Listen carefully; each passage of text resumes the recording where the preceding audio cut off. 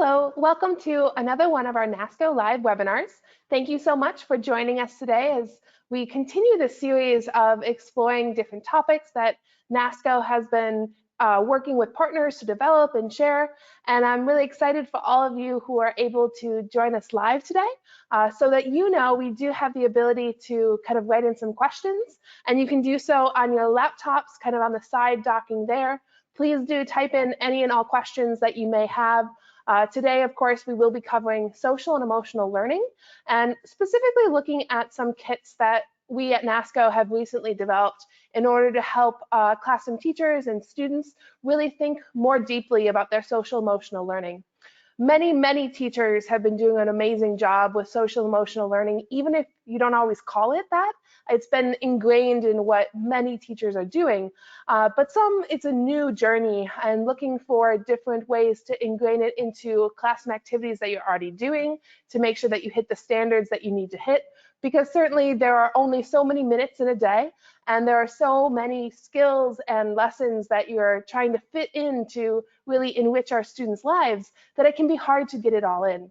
So these kits that I'm going to share today are cross-curricular. They're really looking to help in small ways really get a focus on social and emotional learning, but without adjusting content too much that you're already doing in amazing ways. So just so you know the layout today, what I'll be doing is I'll be sharing some basic theory that kind of informs our approach here at NASCO and give you some background in our thinking going into creating solutions for classrooms looking to really increase the amount of social emotional learning that they are doing. And then after that, I will be sharing with you 5 different kits, which you can see in various forms on our table today. And I'll be sharing that so that you can see kind of what is in each of these, but then also maybe spark some ideas on how to use different projects to really get students learning in a hands-on, physical way their social and emotional learning skills, as well as really reflecting on what they do in a daily basis. So we have a good amount to cover. So I'm going to start by pulling up my PowerPoint so that you can see some of the theory that is behind what we're really going to explore with our social emotional learning. And I want to start with especially CASEL. So CASEL is an organization that has been around for decades that has developed this wheel that you can see in the center of the screen here, and how they have broken apart social and emotional learning, because it is a huge topic. It's about teaching us to be strong people and good people and really getting our youth the foundation that they need to be successful in life, which is what all education is, really looking at that whole child. But attacking that strategically is really important. So they have created this wheel as a lens that we can use to really think about this educational style. So on this wheel, you can see that there are 5 sections kind of going into that social and emotional learning. We have self-awareness. And what's behind self-awareness are these ideas like identifying emotions, accurate self-perception, recognizing strengths, self-confidence, and self-efficiency. So really looking at that self-awareness, knowing who you are. And as we all know as adults, self-awareness is something that is difficult at any age, but really teaching youth to respect themselves and really get to know who they are is an important life skill going forward, no matter where the youth go. And then self-management is another section of that pie. And self-management is really looking at impulse control, stress management, self-discipline, self-motivation, goal setting, and organizational skills. So there's a lot of information kind of in that self-management area. And the kit that I'll be sharing today that we've really been looking at self-management a lot in is especially PE and health. Because in that area, what you typically teach, really when you get down to the core of it, are these ideas of good self-management. And then another section of that pie is social awareness. So looking at what perspective you're going to have while viewing the world around you, while viewing events, understanding that there is more than one perspective. Developing empathy for others, kind of being able to put yourself in other people's shoes, learning that appreciation of diversity, and respecting others. Having that good social awareness is extremely important for anybody to be successful, in life, because not everybody thinks just like we do. And then also another section is looking at those relationship skills, in which we're really focusing on communication, social engagement, relationship building, and teamwork. So that relationship skills section is really focusing on the interactions, the dynamic that you have with others, and working on those skills, which will serve you well in all, interpersonal relationships that you might develop in life, and certainly are things that are embedded no matter where you are in your educational career. Elementary students learning how to share in kindergarten is an extremely difficult lesson, but it's one that is definitely falling within that relationship skills area. And then the final wheel is responsible decision making, which is hard, but that's really looking at breaking down how we identify problems, how we analyze that situation then, and then looking towards that solution that makes the most sense, and figuring out what mechanisms you have, what information you can look back on, and creating a structure that helps students understand how to make responsible decisions. And then once that decision is made, reflecting on, evaluating what happened, understanding what happened, and then also, especially as students get older, looking at things like ethical responsibility and whether the actions we take are the correct answers or the correct actions, and what we can learn from when we don't make the right moves, because we all know, of course, that we are not infallible as people. We make mistakes. The other thing that I like about the castle wheel is not only does it break down that pie situation where it really does a nice job looking at, your holistic social emotional skills, but it also includes those 3 wheels moving out from those skills: the classrooms, the schools, the home, and the community.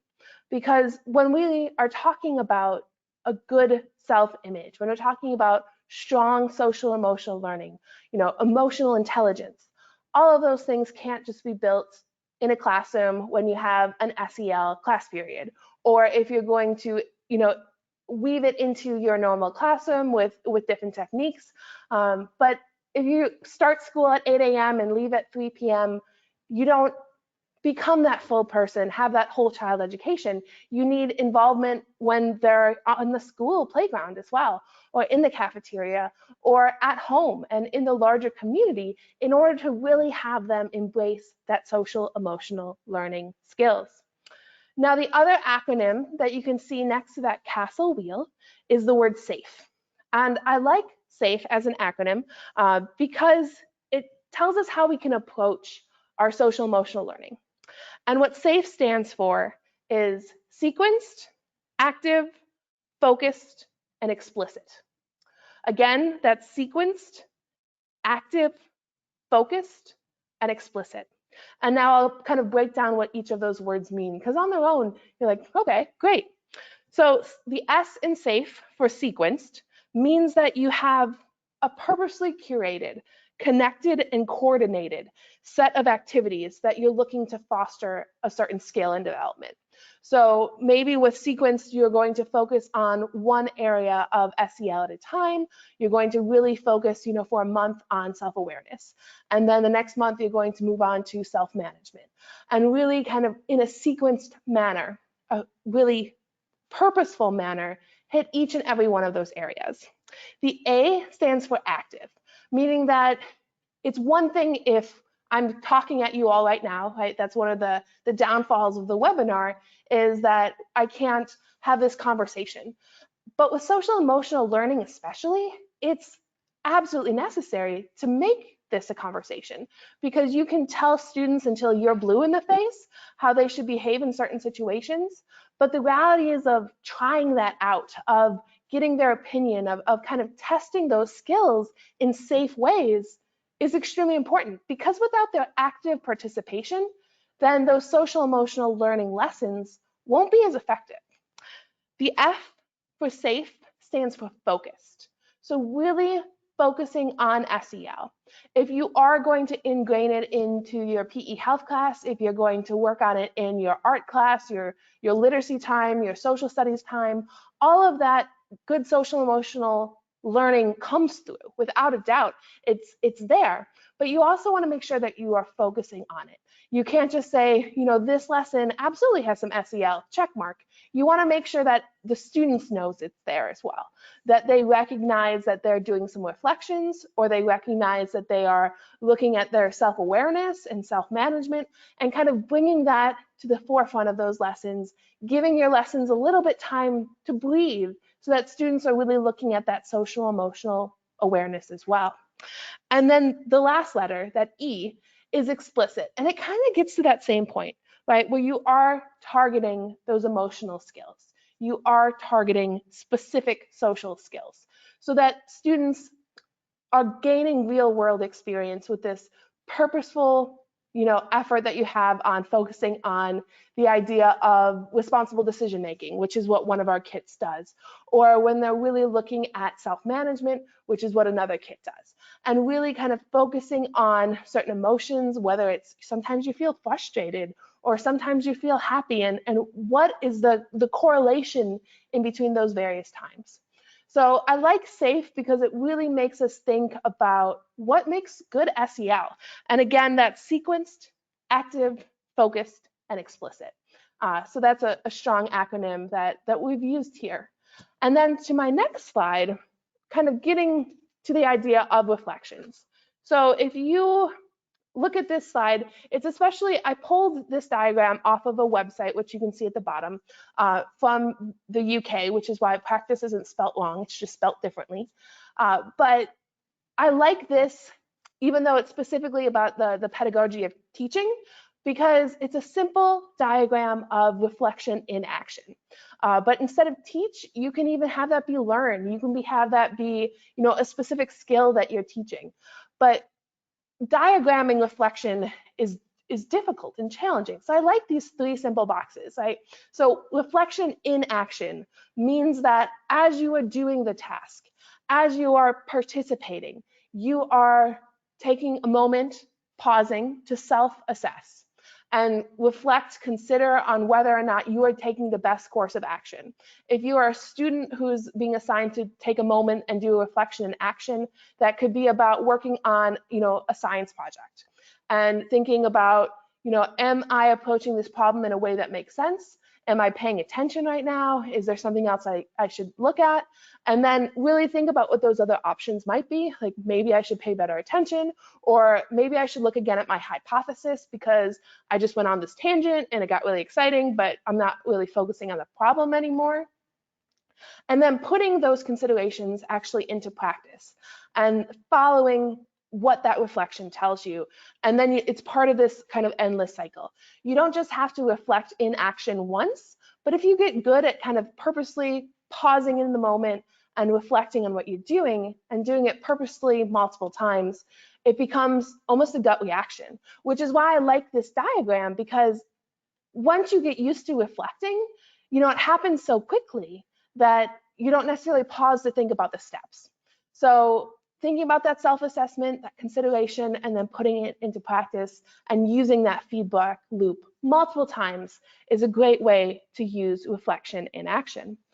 And then the next slide that I have is reflection on action. And of course, this means that after you finish that project, after you've completed, that class, really looking at what that means and taking some time, whether it's a group reflection or self-reflection, to understand, what it was that you were doing, what happened, was there an argument on a playground even? It doesn't have to be about school, but assigning reflection on action can be about anything.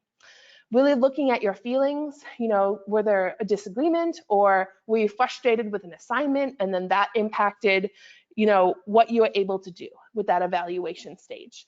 And thinking about, is this my best work?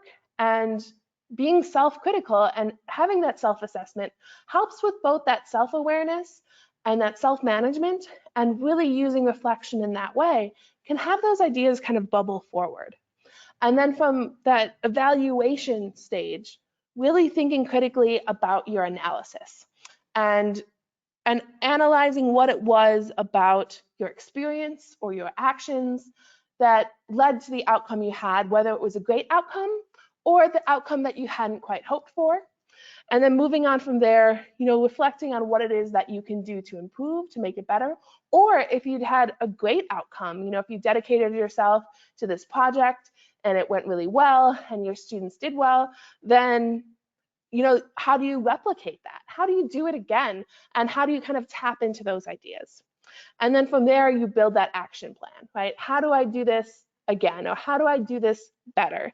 And I do like this, model as well for that reflection on action, because it really walks you through those steps again. So with our Nasco SEL kits that I'll share in just a couple minutes, I especially worked with some teachers, some other staff here, but also really relied on these notions that I'm sharing with you now.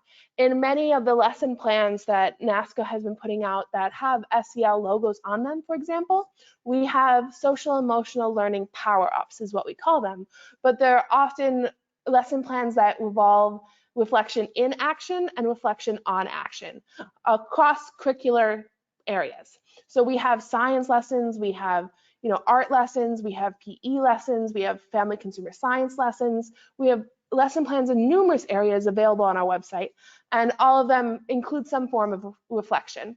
And I do recommend that you check those out if you are interested, and you can always contact us as well, and we can share more information about those free lesson plans.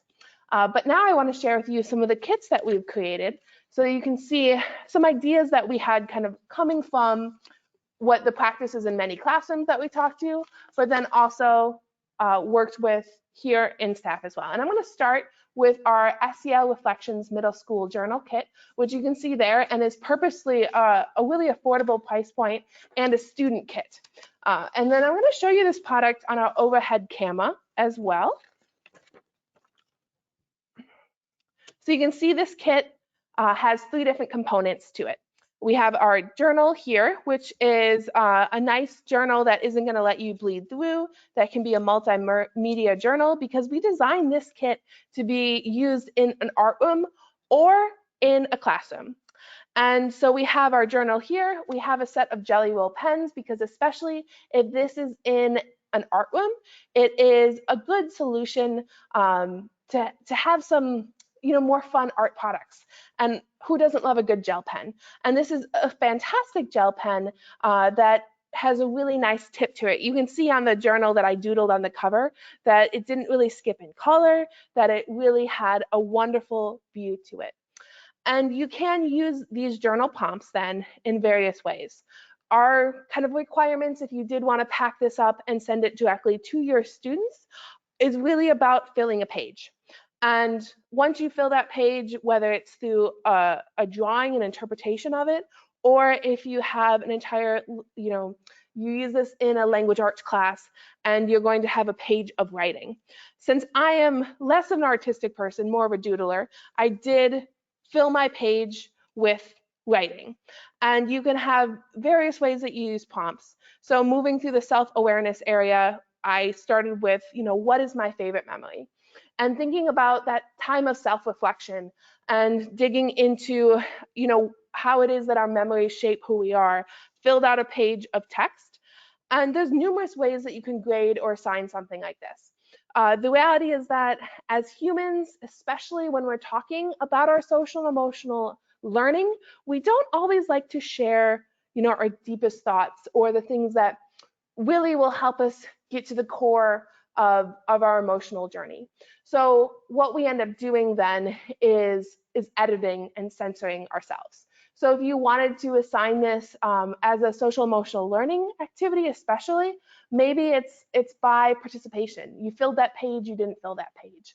Or if you really want to look at it for language arts, sentence structure, storytelling, however you want to use those prompts, then you can absolutely assign it in that way as well, looking for elements of a story when thinking about that favorite memory and crafting that time, kind of combining SEL and storytelling in that great way.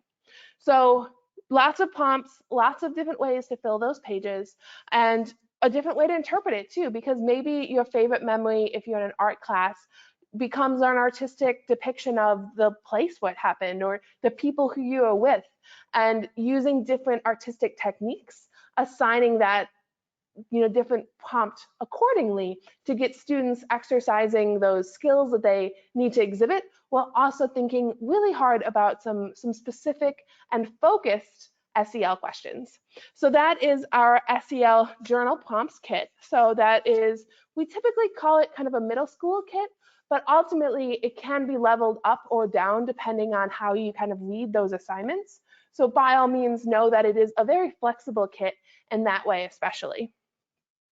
And if you do have any questions, remember you can write in. That's why I have my computer here. So if you see me kind of trying to read far because I can't read that well from a distance, that is what that is there for. The second kit that I want to highlight is our PE individual student kit for middle schoolers. So this kit is specifically, if you are at a virtual learning or blended learning situation right now, where not all of your kids are in the classroom and you only have core subjects in the classroom, or there are so many different variations happening across the United States right now. This kit is specifically designed to be flexible, that can go home in this bag, come back to school in this bag, be checked out in various ways, but get students thinking about their physical fitness, their health, as well as some self-management techniques when thinking about SEL. So again, really hitting on that cross-curricular area. And what is included in this kit, as you can see in the picture, but also momentarily overhead, is a number of different things. So we have our resistor band. And one thing that I like about this resistor band that you can see here is if you are in a fully virtual learning setting, there is, you can maybe be able to see here a QR code, which I know many students are now used to learning if they are virtual learning as they log in that way, or a YouTube really short link that shows you how to do the different exercises on a video rather than just kind of in those pictures. But there are some then specific prompts that it's going to help your students do these different aerobic activities and stretches. We also have a pedometer that goes in this kit so that students can start tracking their walking and their physical movement, because especially as many people are more quarantined, that physical movement is important. A jump rope, which is then easy to use no matter what location your students might be in. A small ball of some sort that's kind of fun to play with, whether it's around the house, but also you can do some good bouncing and kind of catching activities, but at a nice price point. And then also included in this, like that journal kit before, is a series of prompts and a journal that students can record their thoughts in. So in this nutrition journal that also focuses on SEL self-management, we suggest that students have a record of what they're eating and drinking throughout the day, that they record those steps that they have on the pedometer in the kit, and then also make a list of what physical activity it is that they are participating in throughout the day. And then it's suggested that they answer one of these journal prompts, every day for a month, or if you assign it once a week, it can be an ongoing journal. But really taking the time, again, kind of to fill that page. And you can see here that I just kind of started what this might look like, breakfast, lunch, dinner, the number of steps you have, what physical activity you did. And then for the journal prompts, we suggested that you keep it to 4 to 5 sentences. And I'll see if I can pick this up if you can see kind of that text a little bit better. But so nice notebook, everything that you need to accomplish, this nutrition journal self-management kit, the physical activity, the reflections, the nutritional information is all part of this kit. And then it comes in this Nasco bag so that if you do, you don't know when you're going back to school, you don't know what it's going to look like in a month, which is the case for, of course, many of our teachers. This kit is really flexible in that way, and that's why we designed it in this moment in time, in order to meet the needs of our schools, which are seemingly to change on a daily basis as different cases and closings happen across the country as cases go up or go down. So this kit is a great option to include in a classroom that's looking at nutrition, that has some PE elements to it, as well as some social emotional learning skills. So that is the focus on kind of our middle school kits that I was going to share with you today. And now I'm going to talk a little bit about a couple elementary kits. And really, you can level, of course, this kit to to different grade levels as well, with just slightly different expectations on how much they write or what exactly it is that you want to assign them in these various ways. And then, so I'm going to focus next on our managing emotions kit, which is especially for an elementary grade level. It's probably, maybe up to grades 4 or so, I would say. You can see the emotion cards are developed so that they could be even used for 4+, but at 4+, likely you need more parent intervention to accomplish these activities. And unlike the other kits that we have seen, the lessons here are on these prompt cards. And they're a really wonderful series of cards that allow students to explore their emotions in different ways. So I'll show you this on my overhead camera so you can see this kit as well. So just like our middle school journal kit, we have the same journal here. So, you can decorate this with stickers, drawing with the crayons that are in the kit, and really personalizing this social emotional journey for your elementary kids, however they would like. And then those activity cards have 50 different ideas. There is this master of what students are working their way through, especially if you have an expo marker or something like that and families want to track which one you've done, they can do it that way. But the reality is that many of these cards are simple games that you can play over and over again. So this card is for Simon Says, and clearly this doesn't even need many resources, but it gives some prompts for parents or for you to give as a teacher over a virtual setting or in the classroom. And many of these things can be socially distanced as well, which is why it's a really wonderful kit for this moment in time. And with Simon Says, you have students act out their emotions. So maybe something like Simon says, look happy, or Simon says, look surprised, and then have students show you what those faces look like and really demonstrating, that skill. It can also be involved in what you're doing in different reading and literacy classes and lessons, where when you are reading a book, you're looking for the different emotions and really paying attention to those stories and the emotions of the characters in those books. And then reflect on why those emotions might be happening to those characters. This is especially valuable for, young kids who might not be all that comfortable talking about themselves yet, but having that transference and having a character to reflect on is a great activity. I also wanted to show you, I marked a couple as well that are involving this journal then. But you can see essentially that there is a variety of different cards that are involved in, all of these different ways to show what you are doing. So if we do like a happy face, sad face, I didn't want to draw in 2 journals, so I used the back of my middle school journal.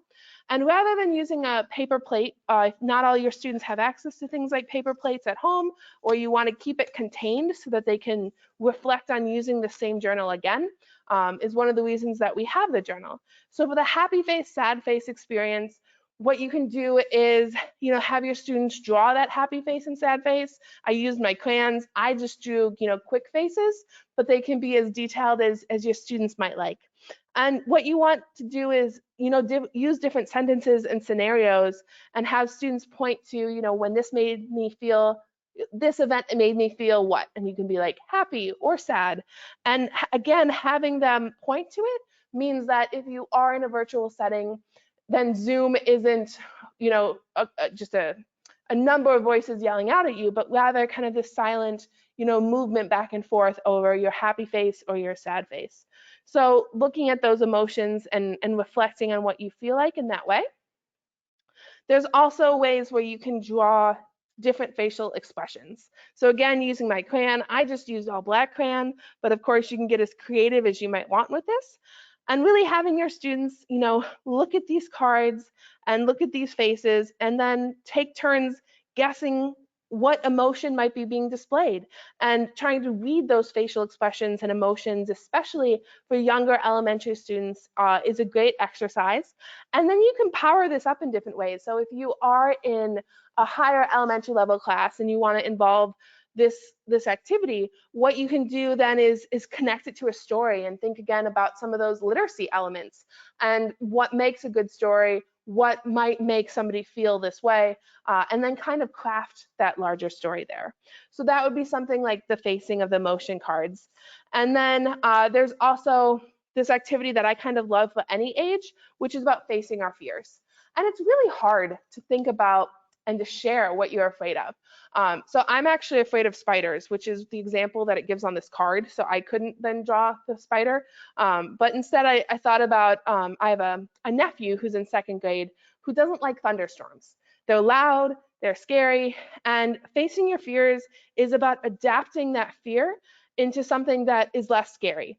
So one of the things that we always talk about is that thunderstorm, that really scary stuff, is actually food and drink for the trees and the flowers that we love so much. So I have a happy tree and I have happy smiling flowers in that thunderstorm, rather than focusing on those dark crazy clouds and the lightning flashes and the huge booms. Think about that fear in a different way. And the card example is, of course, even just making your fear into something that just looks less scary, right? Although I think that spider is still terrifying to me personally. But using something in order to distract you from maybe what the core of that fear is. And then the one last example I wanted to show you is even puppet play, which is why we have this adorable, sensory-friendly little kind of puff ball here. And the thing about this puff ball is he's a good place to transfer some emotions and maybe play out different scenarios. So if you're going to use kind of a puppet in demonstrating something, not all homes have the same toys. They don't have the same access to, equitable areas around students, which is one of the things that we wanted to put everything that you could possibly need into this kit so that all the students have the same products that they're working with in order to demonstrate these emotions, because then without that, you might get to other emotions like jealousy or feeling upset or feeling shamed because somebody else has, a crazy cool doll and you only have this kind of dirty stuffed animal that you love because it's your best friend, but you don't want to share that with other people. So this adorable little fuzzy duck ball, which is also kind of fun to squeeze for stress, multi-purpose in our emotions kit, is a good thing to transfer for, using puppets to act out different situations. So if you have a scenario where you want to talk about a book you just read where 2 friends got in a fight, rather than pitting, 2 students against each other, we have our rubber duckies who are going to play out that fight. And then it's not you saying it, it's the duck, which allows, again, for some of that emotional distance for students to kind of reflect on the situation rather than being like, you did this and that's what the problem is. So that is our elementary managing your emotions kit there. And really getting students to reflect on some of those feelings, to act out some of those feelings, really looking at both our self-awareness as well as our social awareness. And these cards also have the ability to really work with your students on relationship skills as well.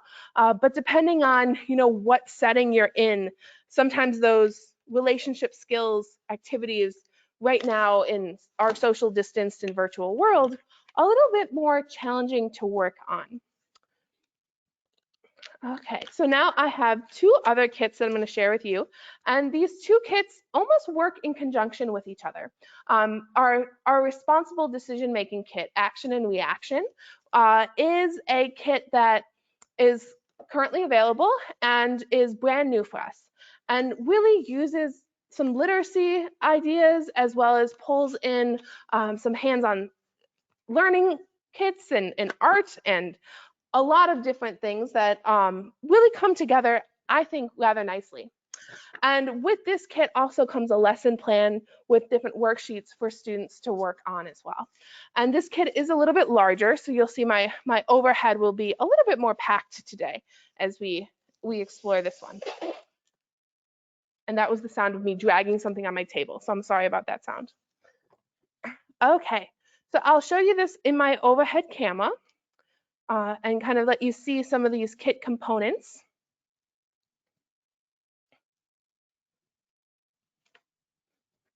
Okay, and you can see it fills up a good amount of my space here. I'm going to move this out of here so you can better see what comes in this kit. So action and reaction includes a variety of hands-on activities. And I'm going to even kind of tip this guy up so you can see we have our school bus here. We've got an entire kit for a classroom kit to make airplanes. We have our paper bags, and this is the moment that I'm going to share. I'm not always the best artist for puppets. And as you can see, I have an adorable grandma puppet, which we'll talk about why. But again, my moment of humility in that this is not the world's greatest puppet, but we'll pretend that I was acting like I was an elementary student, and really that's not the best puppet that I can make, which is probably a little bit more of the truth, is puppetry is not in my future. But hands-on kit getting students to really think deeply about some social studies aspects using easy to read, friendly book. We scaled these activities in order to get to higher level thinking skills to kind of more upper elementary, 3rd, 4th, 5th grade, even though the reading level within these books is a little bit lower than that. But the core of this lesson isn't necessarily looking at that literacy, but rather really developing some of those social studies skills with that C3 framework, as well as some Common Core adventures, including some next generation standards for science as well. And as you can see, if you're not familiar with these books, they are really nicely illustrated. And this entire series is called Ordinary People Change the World. And I like that as a general theme for social and emotional learning, because certainly we know that Rosa Parks, if you know her story, is an amazing human. And therefore calling her ordinary and putting her on the same level as, you know, me sitting here in this room feels weird. But for students kind of makes it more attainable and really brings the stories of really impactful people to a point that they can better understand. So in this kit, you have the stories of Gandhi, of Rosa Parks, of Jane Goodall, of Amelia Earhart, of Jackie Robinson, as well as Martin Luther King Jr. So we have 6 different people whose stories we're going to explore in this mini unit on decision making. And the nice thing that I always find about decision making when talking about moments in history is that it can be a little bit less contentious. If you're talking about decision making and you're using stories about Black Lives Matter or the current political climate today, it can get really difficult in classrooms across the United States. When looking at historical stories, even if they are stories of social movements, like Gandhi absolutely is, marching to the salt flats, it's still, there's that time, there's that distance, and there's that deeper understanding that we can have about what it is exactly happening. Versus if it's something is happening, you know, today or happened yesterday, we don't yet know the full picture. So these stories really get us to some really important moments in time that get to important decisions that are made. And so our kit then includes this product here. And then we also have a lesson plan that comes in this kit as well. And in this lesson plan, we have worksheets that can be shared directly with students that they can use as they read these different books, whether you read them together as a class, which could be a great option for virtual learning because you only have one set of books in this kit. Books are unfortunately expensive, but they are amazing. But we have our set of books and then some comparative worksheets here, where when you read Jane Goodall, Jackie Robinson, and Jim Henson, really looking at the cause and effect in each of their lives when thinking about why do you act? Why do we as people take action at certain times? So what happened in Jackie Robinson's life and career that ultimately made him, you know, the baseball player that he is? What happened in Jim Henson's life that then had an effect on who he was as a person? And once we do some of that reading comprehension and reflection, as you can see, because this wasn't truly focused on those literacy standards as much, but more that social and emotional learning, that comparative part of this lesson plan is much less.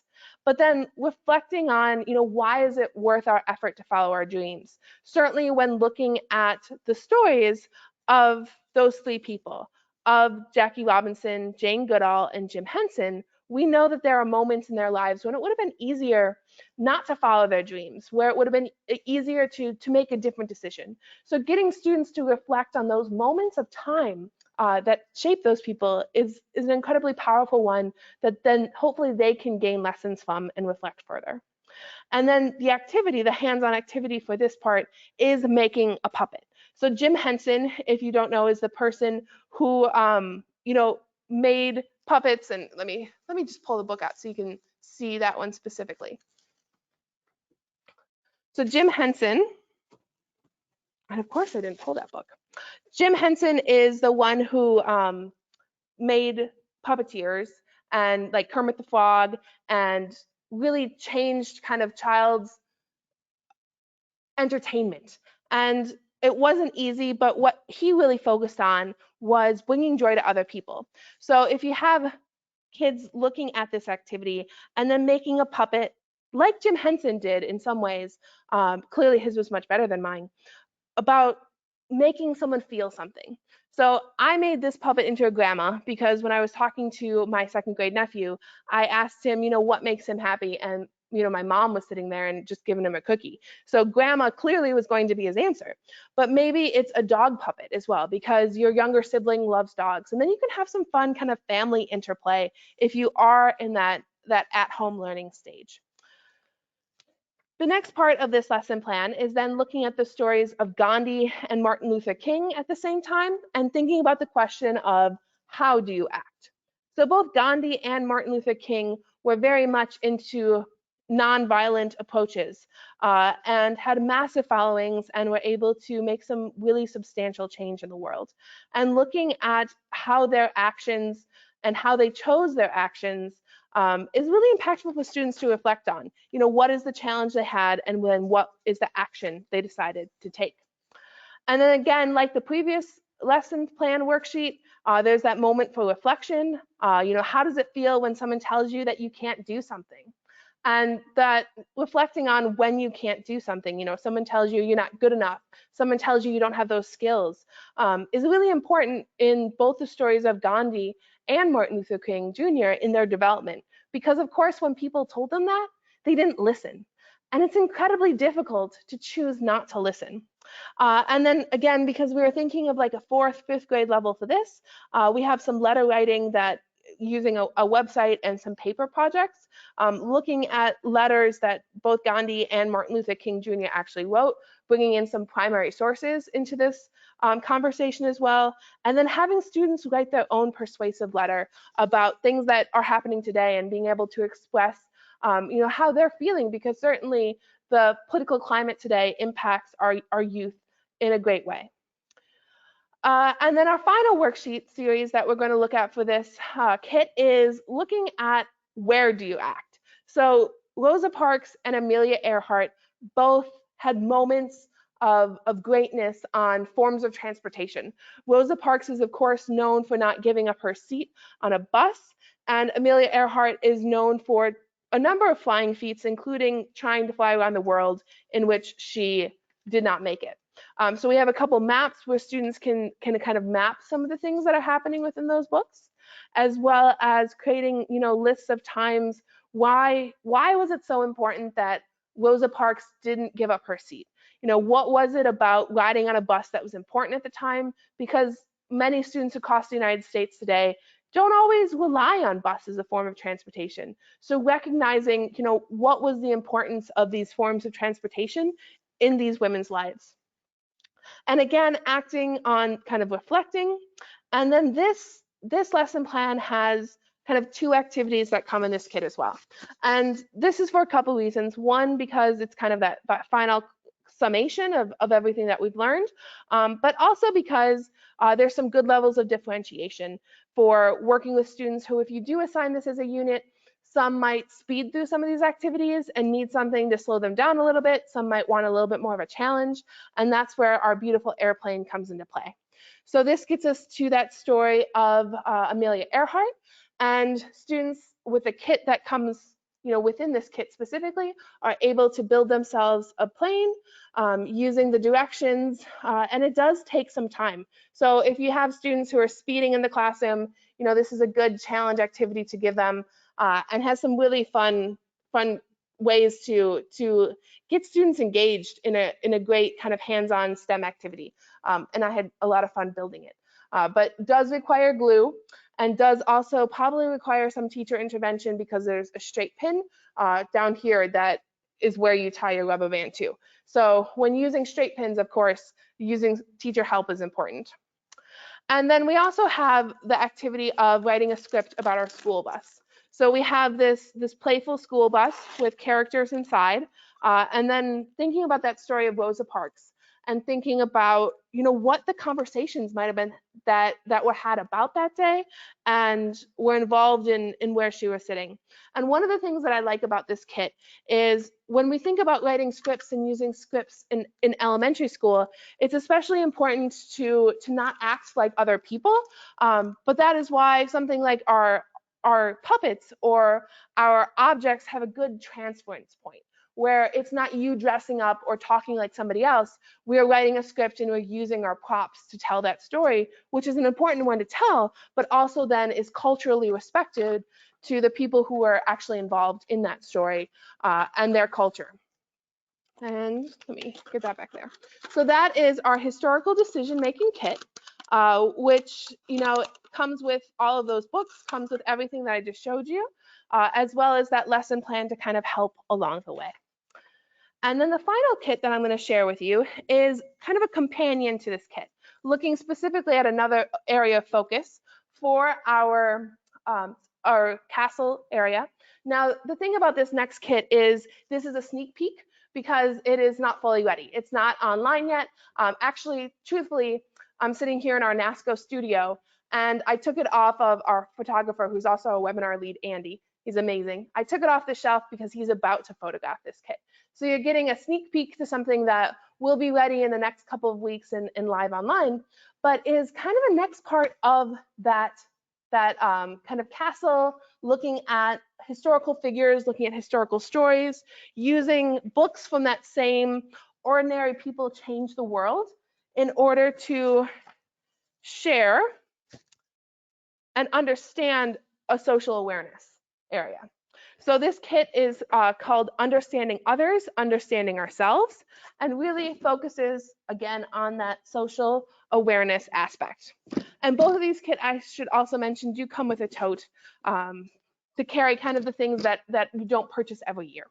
So within this kit, then, we will have some see-through cello sheets, construction paper, a set of those books once again. So we've got just different stories of ordinary people, but again, it's the same series.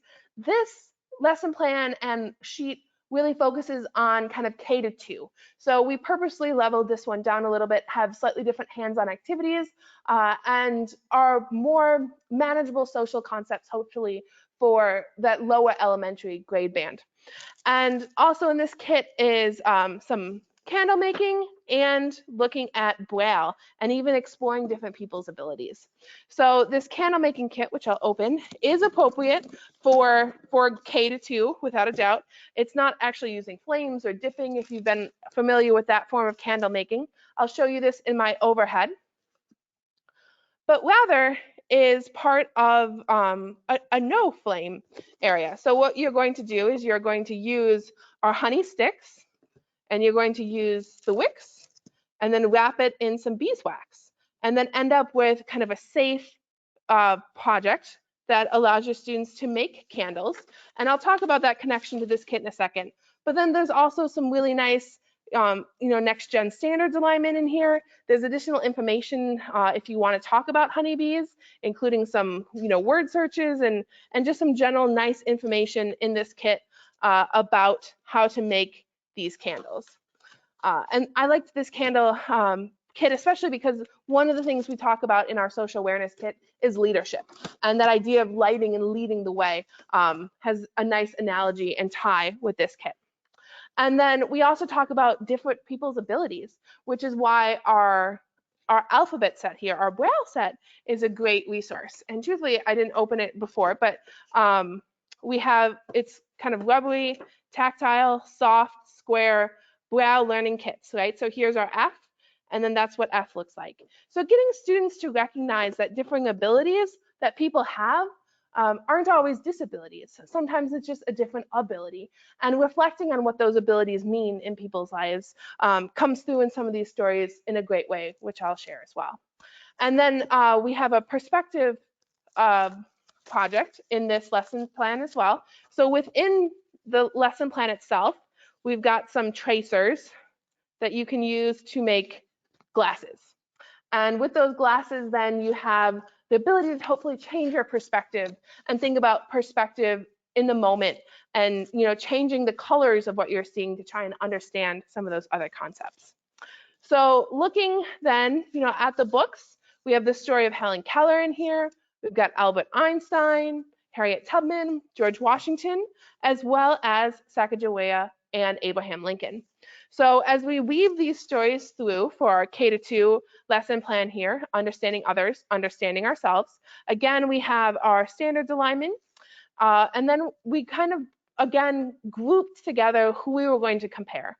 And we have Harriet Tubman and Abraham Lincoln, looking again a little bit more deeply at the literacy and the content understanding here in this lesson plan, and really focusing on the story of Harriet Tubman and Abraham Lincoln with looking at points of view, with understanding how people with different points of view on the same event, something like slavery, means that Abraham Lincoln and Harriet Tubman had slightly different experiences throughout their lives. Understanding what the idea of point of view is, reflecting on how that impacts us, and then that hands-on activity of actually making a perspective glass. The stories of Sacagawea and George Washington, kind of connecting those to that idea of growing leadership, once again getting students to pull out times when they see examples of leadership in Sacagawea's story in the book, or times of leadership that they saw in George Washington's story in the book. And then reflecting on what it is that we generally see in our minds that great leaders have, and kind of walking through that story. And then lighting and leading the way, looking at some pictures and then making that candle set as a really nice hands-on activity that they can do, so that they get involved in this idea of leading other people and understanding that leadership is a choice. It's not just something that people do or is automatically handed to people. Everybody who's in a leadership position made that choice to be so. And then we have the stories of Albert Einstein and Helen Keller to wrap up this specific lesson plan. And for Albert Einstein and Helen Keller, we're especially thinking about exploring different abilities and understanding the abilities that people have and really bring to the table, because of course, many of us know that Helen Keller was blind and she was mute. And for many people that seemed, as well as deaf. And as many people, you don't expect Helen Keller to have the amazing life that she does. Throughout her life, acts as an activist. She does more than many people have without speech and with the ability to hear people. So Helen is an amazing example of how abilities really change how people are able to change the world around them. And then using that brow set, really think about teaching students how to communicate in different ways, having them use sign language during class or during a recess time, and thinking about how that changes how we move through the world, and getting to that level of social awareness, both looking at all three of those themes we talked about, that leadership, that our abilities, as well as our point of view that makes us part of who we are. So these are the 5 kits that I wanted to share with you quickly today. I do have the PowerPoint attached as a handout. So if you wanted some of those, theories, you wanted the castle, you wanted any of the reflection pieces, or the information on these kits, it's all part of that handout. And if you have any questions, I am happy to answer them. I know I just kind of warp speed went through a number of kits that we've recently created, but I'm happy to help in any way. If you have questions either now or later on and you want to shoot me an email, that would be wonderful as well. And I'd be happy to respond to them. And if we don't have any questions too, that is just fine. I know that, as I said, I put a lot of pressure and went really quickly. So that is perfect. I did want to address that, these 5 kits are just a start for us. I have another PE kit for elementary that looks at ideas of self-management as well, kind of a companion piece for our middle school kit. And that's just sitting at my desk and is still being finalized. The instruction sheets being worked on by the designer now. So that's something that's coming in the pipeline as well. And if you have anything that you see yourself needing in the classroom, or you wish you had a resource like this, please, again, send that to me in an email. I'm happy to just kind of brainstorm, what else might be useful for our teachers in the classroom, because all of these products came out of some really amazing dialogue that we had with all of you who are out there on the front lines of this changing educational environment. So I appreciate all of the time that you spent listening to our webinar today.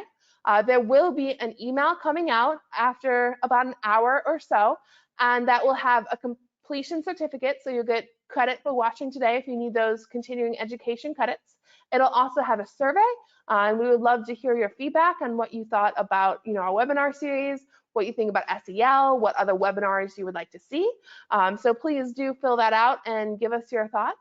And I hope that you all have a wonderful day, and thank you so much for tuning in today.